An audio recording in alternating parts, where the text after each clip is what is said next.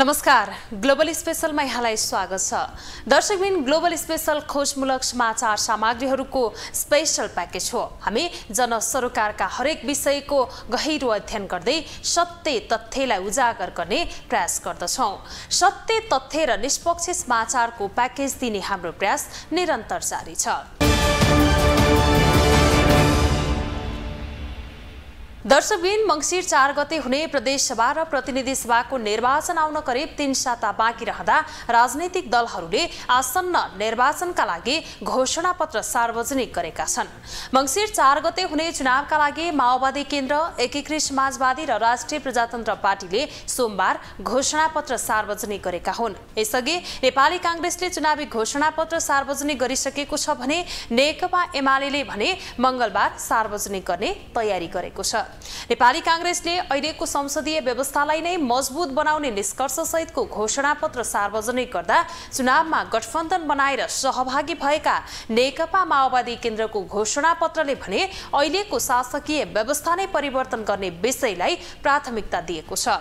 माओवादी केन्द्रले स्थिरताका लागि प्रत्यक्ष निर्वाचित कार्यकारी राष्ट्रपतिको अवधारणा अघि सार्दा अहिलेको व्यवस्थापकै विकल्प अघि सारेको राप्रपाले भने राजा सहितको प्रजातन्त्र हुनुपर्ने एजेन्डा चुनावमा लैजाने भएको छ। यता नेकपा एकीकृत समाजवादीले सार्वजनिक गरेको चुनावी घोषणापत्रमा भने पार्टी विभाजनको औचित्य पुष्टि गर्न खोजिएको देखिएको छ। नेकपा एकीकृत समाजवादीले एमाले अध्यक्ष केपी शर्मा ओलीको कार्यशैलीको चर्को आलोचना समेत गरेका छन्। आजको कार्यक्रममा हामी दलहरूले सार्वजनिक गरेका घोषणापत्रका बारेमा चर्चा गर्नेछौँ।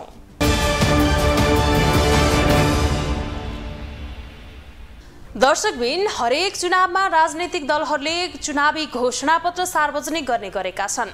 यसपालि भने चुनाव आउन 20 दिन बाँकी रहँदा दलका घोषणापत्र सार्वजनिक हुने क्रम जारी छ। प्रमुख राजनीतिक दलहरूमध्ये नेकपा एमाले मंगलबार मात्रै घोषणापत्र सार्वजनिक गर्ने तयारी गरेको छ।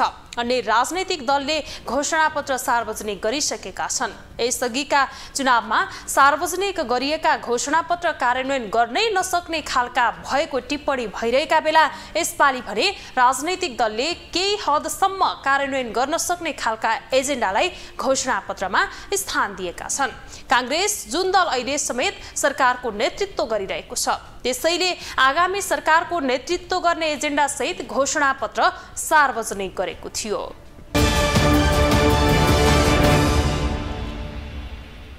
मंगिर 4 गते हुने प्रदेश सभा र प्रतिनिधि सभाको निर्वाचनका लागि सत्तारूढ दल नेपाली कांग्रेसले सार्वजनिक गरेको चुनावी घोषणापत्रमा स्थिर सरकार बनाउनेदेखि संसद विघटन नगर्ने सम्मका प्रतिबद्धताहरू समेटिएका छन्। कांग्रेस सभापति समेत रहेका प्रधानमन्त्री शेरबहादुर देउवाले सार्वजनिक गरेको 52 पृष्ठ लामो घोषणापत्रमा आर्थिक वृद्धिदेखि नयाँ रोजगारी सिर्जना गर्ने सम्मका आकर्षक कार्यक्रमहरू पनि समेटिएका छन्। संविधानको रक्षा, स्थायित्व र समुन्नतिका लागि चुनावपछि कांग्रेसकै नेतृत्वमा स्थिर सरकार बनाउने र उक्त सरकारले 7% आर्थिक वृद्धि गर्दै 12.5 लाख नेपालीलाई रोजगारी दिने दाबी गरिएको छ। भ्रष्टाचार नियन्त्रण कसरी गर्ने भन्ने सन्दर्भमा पनि पृथक संकल्पका साथ हामी आएका छौँ र थप कानुनी बन्दोबस्त र अख्तियार दुरुपयोग अनुसन्धान आयोगको पुनर्संरचना गर्नुपर्छ भन्ने कुरा हामीले घोषणापत्रमा राखेका छौँ। पुँजीगत बजेटसम्म खर्च हुन नसकेर हामीलाई जहिले पनि पिरलो परिरहेको कुरालाई अन्त्य गर्नका लागि थप कानुनी बन्दोबस्तसँगै निर्माणका कार्यहरू अगाडि बढाउन, सूर्य अस्त नेपाल मस्त भएर साँझ परेपछि नेपाल सुत्ने होइन, नेपाल साँझ परेपछि पनि निर्माणको जगतमा काम गर्छ अब भन्ने कुराको लागि नेपाली कांग्रेसको नेतृत्वको सरकारले 8 घण्टा गरेर 3 खण्डमा ठूला पूर्वाधारको निर्माणहरूको सन्दर्भमा संलग्न हुने हामीले संकल्प लिएका छौँ। कांग्रेसले स्वास्थ्य क्षेत्रको समग्र विकासका लागि समेत आकर्षक कार्यक्रम र योजनाहरूलाई घोषणापत्रमा समेटेको छ। स्वास्थ्य बीमा मार्फत गम्भीर प्रकृतिका रोगको उपचारको सुनिश्चितता गर्ने संकल्प गर्दै काङ्ग्रेसले 3 वर्ष मुनिका बालबालिका र 73 वर्ष माथिका ज्येष्ठ नागरिकलाई निशुल्क उपचारको व्यवस्था गर्ने बाचा समेत गरेको छ। त्यस्तै स्वास्थ्य संस्था नभएका 2600 वडामा आधारभूत स्वास्थ्य केन्द्र, सबै गाउँ र नगरपालिकामा विशेषज्ञ चिकित्सक सहितको प्राथमिक अस्पताल, सबै उपमहानगरपालिका र महानगरपालिकामा विशेषज्ञ सेवाहरू सहितको अस्पताल सञ्चालन गर्ने योजना काङ्ग्रेसको छ। त्यस्तै शिक्षा क्षेत्र अन्तर्गत आधारभूत तहदेखि नै ज्ञानमा आधारित अर्थव्यवस्था निर्माणमा जोड दिने, स्कुल कलेज तहदेखि नै सूचना प्रविधि सम्बन्धी शिक्षा र तालिम दिने, सञ्चार पूर्वाधार निर्माण गर्ने तथा त्यसमा सर्वसाधारणको पहुँच पुर्याउन प्रोत्साहन गर्ने संकल्प समेत काङ्ग्रेसले गरेको छ। काङ्ग्रेसको घोषणापत्रमा 50 युनिटसम्म खपत गर्नेलाई बिजुली निशुल्क दिनेदेखि नागरिकका महत्त्वपूर्ण दस्तावेज होम डेलिभरी गर्ने सम्मका योजना समेत समावेश छन्। त्यस्तै विपन्न नागरिकलाई मृत्यु संस्कारका लागि 10,000 दिने, सुत्केरी भत्ता 5,000 पुर्याउने, ज्येष्ठ नागरिक भत्ता 65 वर्षमै दिने काङ्ग्रेसको घोषणापत्रमा उल्लेख छ। विद्युतीय सवारी साधनको प्रयोग 50% पुर्याउने काङ्ग्रेसको प्रतिबद्धता छ। यस्तै 5 वर्षको अवधिमा 20 लाख पर्यटक भित्र्याउने, पूर्व पश्चिम लोकमार्ग 4 लेनको बनाउने, कृषि क्षेत्रमा आत्मनिर्भर हुने कार्यक्रमलाई समेत काङ्ग्रेसले घोषणापत्रमा उल्लेख गरेको छ। हामीले तात्कालिक आर्थिक एजेन्डा भनेर 5 वटा विषयमा बोलेका छौँ। एउटा यो आयातको विषय, हाम्रो बाह्य असन्तुलनको विषय, कर्जा र तरलताको विषय र अहिले चर्कँदै गएको मुद्रास्फीतिको विषयमा पनि हामीले यसलाई तत्कालै 6 महिनादेखि 1 वर्षभित्र हामी सम्बोधन गर्छौँ भन्ने कमिटमेन्ट छ। त्यो अगाडिको खाका मिडियम टर्म भयो, यो चाहिँ हामीले तुरुन्तै गर्ने भनेर, त्यही भएर नाम पनि हामीले तात्कालिक आर्थिक एजेन्डा भनेर भनेका छौँ। त्यसपछि सार्वजनिक आय र खर्च, पब्लिक फाइनेन्स बारे हामीले केही बोलेका छौँ। त्यसपछि यो औद्योगिक पूर्वाधार र नेपाली उत्पादन प्रवर्धन र युवाहरूलाई विशेष चासो रहेको विषय डिजिटलाइजेसनको विषयमा हामीले चाहिँ तत्कालै अनि केही नयाँ कुराहरू लिएर आउँछौँ, केही नवीन कुराहरू लिएर आउँछौँ भनेर राखेका छौँ। काङ्ग्रेसले छिमेकी राष्ट्र भारत र चीन बीच देखिएको लिपुलेख, कालापानी, सुस्ता र हुम्लाको सीमा विवाद कूटनीतिक प्रयासबाट समाधान गर्ने संकल्प गरेको छ। यस्तै काङ्ग्रेसले केपी शर्मा ओलीको अघिल्लो सरकार बहुमत हुँदाहुँदै पनि असफल भएको टिप्पणी गरेको छ। ग्लोबल टेलिभिजनका लागि क्यामेरामा नरेश मोक्तानका साथमा कैलाश कठायत, काठमाडौँ। काङ्ग्रेसले अहिलेकै शासकीय व्यवस्थालाई प्रभावकारी कार्यान्वयन गर्ने गरी चुनावी घोषणापत्र सार्वजनिक गर्दा चुनावमा काङ्ग्रेससँग गठबन्धन बनाएर सहभागी भएको नेकपा माओवादी केन्द्रले भने शासकीय व्यवस्था नै फेर्ने प्रस्ताव घोषणापत्रमा समावेश गरेको छ। अहिलेको शासकीय व्यवस्थाले स्थिरता कायम हुन नसकेको माओवादी केन्द्रको निष्कर्ष छ। माओवादीले सोमबार सार्वजनिक गरेको घोषणापत्रमा प्रत्यक्ष निर्वाचित कार्यकारी राष्ट्रपतिको व्यवस्था गर्नुपर्ने विषयलाई बढी जोड दिएको छ। माओवादी केन्द्रले आगामी आम चुनावदेखि विदेशमा रहेका नेपालीहरूले समेत मतदान गर्न पाउने व्यवस्था गर्ने विषयलाई समेत घोषणापत्रमा समावेश गरेको छ।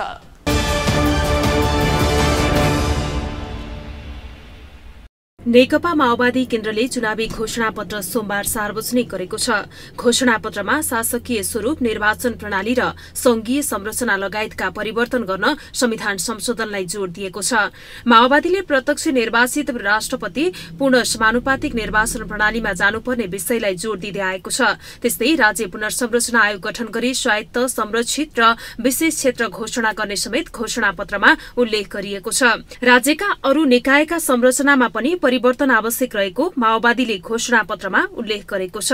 राजनैतिक स्थिरता, सरकारको अध्यावधिक स्थायित्व, शान्ति र समृद्धिको यात्रा पूरा गर्न संविधान संशोधनलाई प्राथमिकताका साथ अघि सारेको छ। संघमा 51% मतद्वारा प्रत्यक्ष निर्वाचित कार्यकारी राष्ट्रपति र राष्ट्रपतिद्वारा गठित मन्त्रीमण्डल रहने व्यवस्था गरिने माओवादीको घोषणापत्रमा उल्लेख छ। संसद मूलत विधायन क्षेत्रमा केन्द्रित हुने व्यवस्था गरिने उल्लेख गरिएको छ। प्रदेशमा पनि संघमा जस्तै प्रत्यक्ष निर्वाचित प्रदेश प्रमुख र प्रदेश प्रमुखद्वारा गठित मन्त्रीमण्डल रहने र विधायन क्षेत्रमा मात्र केन्द्रित हुने प्रदेश सभाको गठन गरिने उल्लेख गरिएको छ।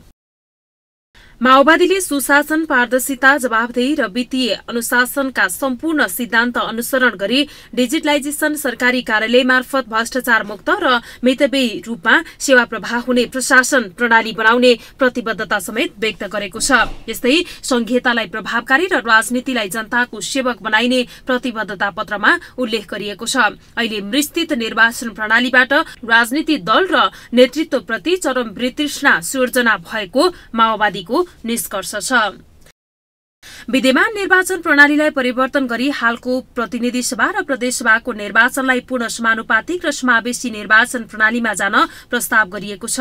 घोषणा पत्रमा राष्ट्रपतिको निर्वाचनलाई समग्रमा देश र प्रदेश प्रमुखको निर्वाचनलाई सम्बन्धित प्रदेशलाई एक निर्वाचन क्षेत्र मानेर बालिक मताधिकार मानेर प्रत्यक्ष निर्वाचन पद्धतिमा जाने व्यवस्था गर्नुपर्ने भनिएको छ। यस्तै उक्त पार्टीले प्रतिनिधि सभा र प्रदेश सभाको निर्वाचनलाई जातीय जनसंख्याको खसार्य, आदिवासी, जनजाति, दलित, मधेसी, तराई समुदाय, थारू, मुस्लिम र सम्बन्धित क्लस्टरमा 35% महिला प्रतिनिधित्व हुनुपर्ने आग्रह गरेको छ। ती समुदाय अन्तर्गत किसान र मजदुरलाई 10% अनिवार्य समेट्ने गरी घोषणा पत्रमा प्रस्ताव गरिएको छ। राष्ट्रिय सभालाई सबै प्रदेश, उत्पीडित समुदाय र राष्ट्रिय तथा अन्तर्राष्ट्रिय क्षेत्रमा योगदान गरेका व्यक्तिहरूको समेतको प्रतिनिधित्व हुने गरी परिवर्तन गर्ने घोषणा पत्रमा उल्लेख छ।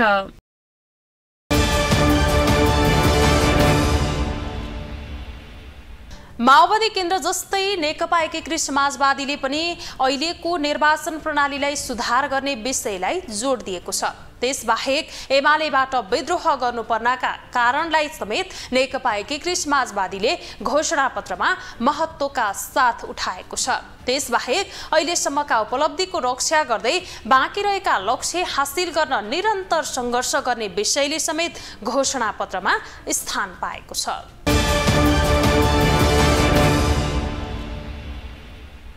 नेकपा एकीकृत समाजवादीले आफ्नो चुनावी घोषणापत्र सार्वजनिक गरेको छ। सोमबार बानेश्वर स्थित पार्टी कार्यालयमा पार्टीका नेताहरूले घोषणापत्र सार्वजनिक गरेका हुन्। घोषणापत्रमा एकीकृत समाजवादीले कृषिलाई प्राथमिकता दिएको छ। देशभरका नदी नालालाई एक ठाउँमा ल्याएर पूर्व पश्चिम मेघा नगर बनाई सिंचाई सुविधा उपलब्ध गराउने विषयलाई एकीकृत समाजवादीले प्राथमिकता दिएको छ। राष्ट्रिय स्वाभिमान, संविधानको रक्षा, स्थिरता तथा आर्थिक सामाजिक रूपान्तरणको माध्यमबाट मुलुकलाई समृद्ध बनाउने मुख्य नारासहित नेकपा एकीकृत समाजवादीले आसन्न प्रतिनिधि सभा र प्रदेश सभा निर्वाचनको घोषणापत्र सार्वजनिक गरेको हो। घोषणापत्रमा आत्मनिर्भर अर्थतन्त्रमा जोड़ दिएको छ। कृषिको आधुनिकीकरण, व्यवसायीकरण र बजार व्यवस्थापन गर्ने कुरालाई घोषणापत्रमा मुख्य प्राथमिकता दिएको पार्टीका महासचिव भुसालले बताए। नेकपा एकीकृत समाजवादीले सार्वजनिक गरेको घोषणापत्रमा किसानहरूलाई मलको अभाव हुन नदिनका लागि मल कारखानाको स्थापना गर्ने, बाँझो भूमिको उपयोग गर्ने, कृषि बीमाको व्यवस्था, युवा लक्षित कार्यक्रम गर्ने कुरालाई पनि घोषणापत्रको कार्यक्रममा समावेश गरेको छ।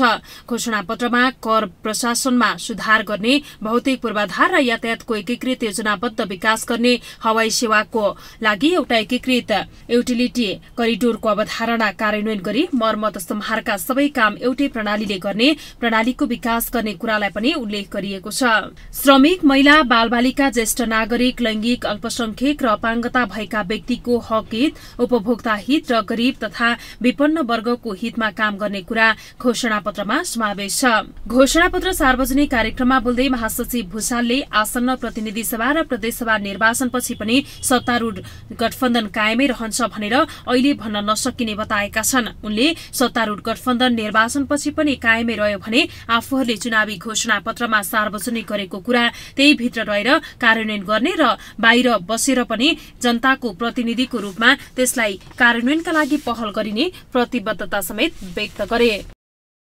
महासचिव भुसालले आधारभूत तहको शिक्षा र स्वास्थ्यलाई निशुल्क बनाउन पनि आफूहरूले पहल गर्ने कुरामा घोषणापत्रमा समावेश गरिएको बताए।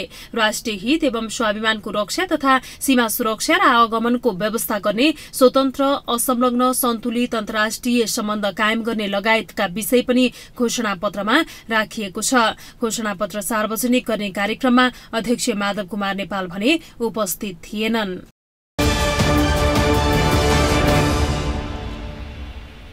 प्रमुख राजनीतिक दलमध्ये अधिकांशले अहिलेको व्यवस्थालाई मजबुत बनाउने विषयलाई प्राथमिकता दिएका बेला हिन्दू राष्ट्र र राजतन्त्रको वकालत गर्दै आएको राप्रपाले भने राष्ट्र पुनर्स्थापनाको विषयलाई जोड दिएको छ। राप्रपाले 2046 सालपछिका सार्वजनिक निकायमा रहेकाहरूको सम्पत्ति छानबिन गर्ने र जनताबाट प्रत्यक्ष निर्वाचित कार्यकारी प्रधानमन्त्री रहनुपर्ने व्यवस्था राप्रपाले अघि सारेको छ।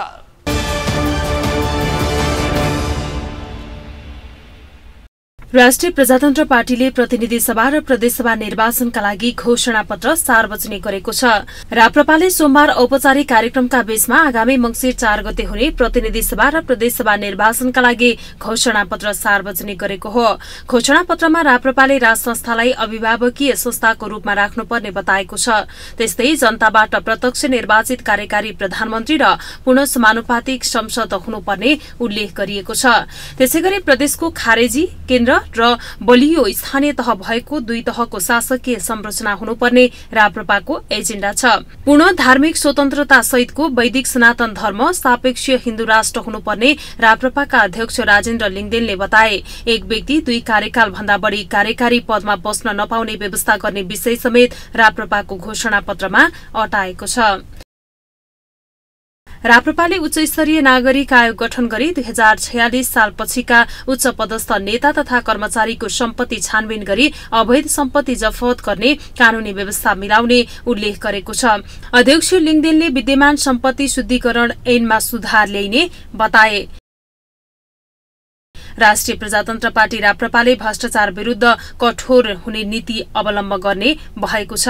राप्रपाले विद्यमान सम्पत्ति शुद्धिकरण ऐनमा सुधार ल्याउने र राजनैतिक दल रहित संवैधानिक परिषद निर्माण गर्ने पनि उल्लेख गरेको छ। न्यायपालिकामा देखिएको विकृति र विसंगति अन्त्य गर्ने, गुमेको विश्वसनीयता पुनर्स्थापित गर्ने र पुनः न्यायिक बनाउन न्यायपालिकाको पुनर्संरचना गर्ने राप्रपाको घोषणा पत्रमा उल्लेख छ।